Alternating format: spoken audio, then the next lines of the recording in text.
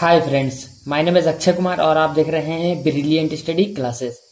हम पढ़ रहे थे कंप्यूटर और हमारा चैप्टर चला था डाटा संचरण और उसके कुछ वीडियो हमने पहले ही अपलोड कर दिए हैं। आप चैनल के प्लेलिस्ट में जाकर देख सकते हैं। आज हम पढ़ेंगे आवर्ती तथा अनावर्ती सिग्नल और इसके आगे के जो भी टॉपिक है उनके बारे में।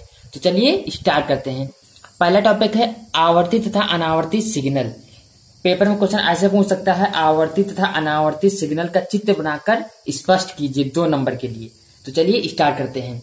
आवर्ती सिग्नल देखिए, एनालॉग तथा डिजिटल सिग्नल निम्नलिखित में से किन्हीं 2 रूप में हो सकते हैं, आवर्ती सिग्नल, अनावर्ती सिग्नल।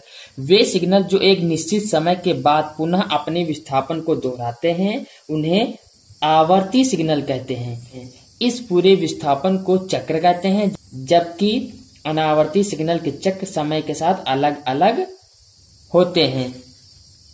आगे देखिए,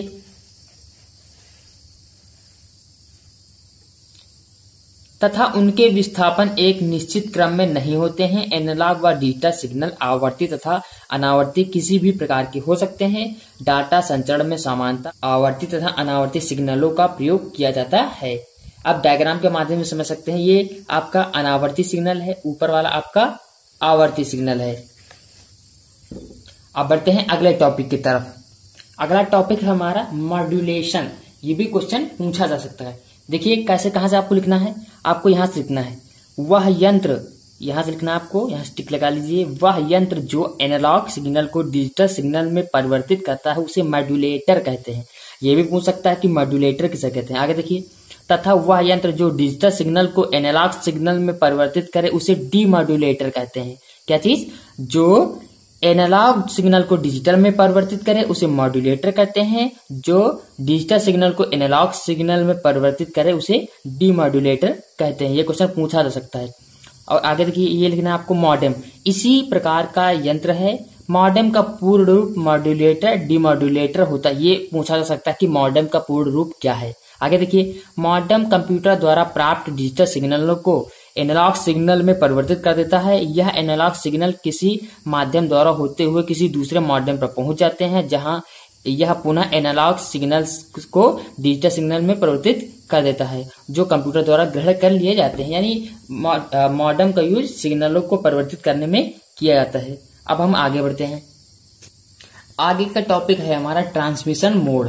तो चलिए स्टार्ट करते हैं। डाटा ट्रांसमिशन किसी भी माध्यम द्वारा निम्नलिखित 2 रूप में किया जा सकता है, समांतर ट्रांसमिशन और क्रमिक ट्रांसमिशन। तो चलिए एक एक के बारे में डिटेल से पढ़ते हैं। ये क्वेश्चन भी पूछा जा सकता है। ठीक है, देखिए, इस विधि में बाइनरी डाटा के ट्रांसमिशन से पहले डाटा को 0 तथा 1 के रूप में n बिटों के समूह में संगठित किया जाता है। फिर इन n बिटों के समूह को एक साथ एक ही समय पर भेज दिया जाता है।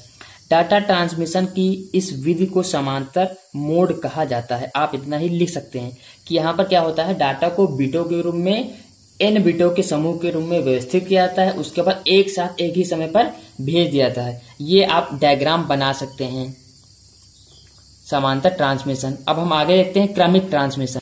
क्रमिक ट्रांसमिशन क्रमिक ट्रांसमिशन में बाइनरी डाटा के प्रत्येक बिट एक दूसरे का अनुसरण करते हुए एक ही तार के माध्यम से भेजी जाती हैं। अतः क्रमिक ट्रांसमिशन में केवल एक तार की आवश्यकता होती है, n तारों की नहीं। ठीक है, यानी कि उसमें अलग अलग तारों की आवश्यकता होती है समांतर ट्रांसमिशन में, लेकिन इसमें क्रम के हिसाब से डाटा ट्रांसफर होता है। इस डायग्राम के माध्यम से समझ सकते हैं। ये आपका डाटा हो गया, ये इधर से इधर भेजना है, तो यहाँ पर एक ही तार के द्वारा डाटा को भेजा जाता है। लेकिन आप समांतर ट्रांसमिशन में देखिए इस डाटा को इस तरफ भेजना है, तो यहाँ पर देखिए, यहाँ पर हर एक बिट के लिए अलग अलग तार लगाए गए हैं, लेकिन क्रमिक ट्रांसमिशन में ऐसा नहीं होता है। अब हम आगे बढ़ते हैं। अब यहाँ पर एक महत्वपूर्ण क्वेश्चन बन सकता है कि सिंक्रोनस ट्रांसमिशन व एसिंक्रोनस ट्रांसमिशन में अंतर बताइए। बहुत ही इंपॉर्टेंट क्वेश्चन। ये क्रमिक ट्रांसमिशन के 2 प्रकार हैं। देखिए, क्रमिक ट्रांसमिशन 2 प्रकार के होते हैं। जो मैं बोल रहा हूँ आप उसको नोट डाउन करते चलिए। ठीक है, पहला है सिंक्रोनस ट्रांसमिशन। सिंक्रोनस ट्रांसमिशन में डाटा का प्रवाह एक बड़े फ्रेम में बिटों के संयुक्त रूप में होता है। इस बड़े फ्रेम में कई बिटें समाहित होती हैं। यह बिटें बिना किसी रिक्त स्थान के प्रवाहित होती हैं। ग्राही इन बिटों के समूह को ग्रहण कर स्वतः बाइट में परिवर्तित कर लेता है। दूसरे शब्दों में डाटा का प्रवाह 0 तथा 1 के अखंडित स्ट्रिंग के रूप में लगातार होता रहता है और ग्राही इन स्ट्रिंग से बाइट को अलग अलग कर लेता है। ठीक है, देखिए यहाँ पर इस डायग्राम के माध्यम से आप समझ सकते हैं। यहाँ पर देखिए अलग अलग, देखिए यहाँ पर डिवाइड है, अलग अलग समझ लो कक्ष है, ये कक्ष, ये कक्ष, ये कक्ष, ये कक्ष। यहाँ पर सब बिटे एक दूसरे से बिल्कुल कनेक्टेड है। ठीक है, अगला टॉपिक है हमारा एसिंक्रोनस ट्रांसमिशन। क्रमिक ट्रांसमिशन का एक और प्रकार है ये। देखिए एसिंक्रोनस ट्रांसमिशन में डाटा प्रवाह बाइटों के रूप में होता है, बीटों के रूप में नहीं, बाइटों के रूप में होता है। ठीक है, प्रत्येक बाइट के प्रारंभ में एक स्टार्ट बिट तथा बाइट के अंत में एक या एक से अधिक स्टॉप बिट लगी होती हैं। इन बाइटों के बीच में रिक्त स्थान होते हैं या स्टार्ट तथा स्टॉप बिट ग्राही को बाइट के प्रारंभ तथा अंत को सूचित करते हैं। ठीक है, देखिए यहाँ से ध्यान से पढ़िए, कितना आप लिख सकते हैं यहाँ से यहाँ तक। देखिए इसमें क्या डायग्राम में देखिए, यहाँ पर एक बिट होगा और यहाँ पर एक बिट होगा। ठीक है, फिर यहाँ पर एक बिट होगा, फिर वहां पर एक बिट होगा, यहाँ पर रिक्त स्थान होता है। ठीक है, यहाँ पर डाटा बाइट के रूप में भेजा जाता है, लेकिन उसके उस यानी कि ये जो है आपका स्थान है, यहाँ पर यहाँ शुरुआत में एक बिट होगा, एक यहाँ पर एक अंत में एक बिट होगा जो ग्राही को क्या सूचित करेगा। ठीक है, उसमें क्या होता था, उसमें सब संयुक्त होते थे। अगर आपको ये वीडियो अच्छी लगे तो आप लाइक करें, शेयर करें और सब्सक्राइब करें हमारे चैनल को। मिलते हैं नेक्स्ट वीडियो में। Thanks for watching.